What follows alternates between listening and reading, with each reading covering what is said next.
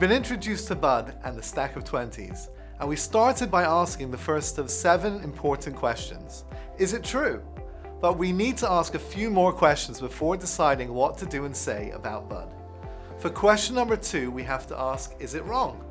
You saw Bud take a stack of 20s out of the cash register and put them in his pocket. It looked like he was stealing, but maybe not. Perhaps he was asked by the manager to bring the 20s to the back office. Maybe the ski shop owed Bud some money and he was justified in taking it. And even if Bud really stole the money, maybe his conscience got the better of him later in the day and he quietly put it all back. Before we say something about Bud, we have to be certain that what he did was genuinely wrong. If we aren't sure, the right approach is to judge Bud favorably and assume the best about him and the money. It's also worth noting that if your intent in speaking up about Bud's potential theft is to protect the ski shop from future loss, it would not be necessary to know clearly what Bud did was wrong. It would be good enough to say, I might have seen Bud steal some money. However, this assumes that the rest of the 7 questions have been answered.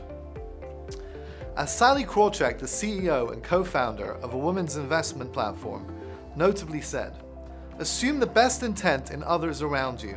You'll often be right, and even when you're not, people can rise to your view of them. The next question we need to ask is, did I speak to the offender first?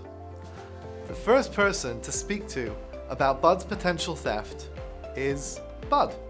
Perhaps Bud will sufficiently explain why he took the 20s and put the concern to rest. Or perhaps rebuking Bud about his theft will encourage him to admit what he did to the owner of the ski shop and return the money. Because the constructive intent here is to get Bud to repay the stolen money, if we rebuke Bud directly, we accomplish the goal without having to say anything that might be lashon hara.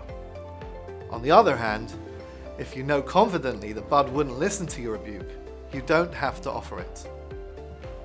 Additionally, it's worth repeating that if your intent in speaking up about Bud's potential theft is to protect the ski shop from future loss, it would not even be necessary to rebuke Bud first. In the next few videos, we'll ask questions 4 through 7 and figure out what to do and say about Bud. Until then, today's Daily To-Do asks you to look for an opportunity to speak directly to someone who you feel concerned about and not to speak about them to others.